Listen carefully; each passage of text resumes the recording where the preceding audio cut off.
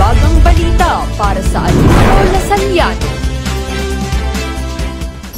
Kasalukuyang nagtipon-tipon ng mga estudyante at mga kinatawan sa Andrew Gonzalez Multipurpose Hall para sa EnviroSpeak na pinamunuan ng One Earth Collective at DLSU Senior High School Student Council. Layunin ng programang ito na pagyamanin ng sustainable leadership at pag-usapan ng mga napapanahong environmental issues.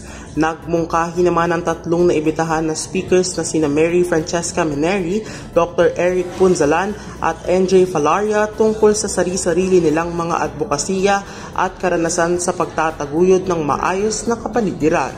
The EnviroSpeak is actually a very long due event that I have been planning 2 months ago pa. And ang main objectives ng event na ito is of course to educate and to be informative. This is exactly why we required all environmental concerns officers.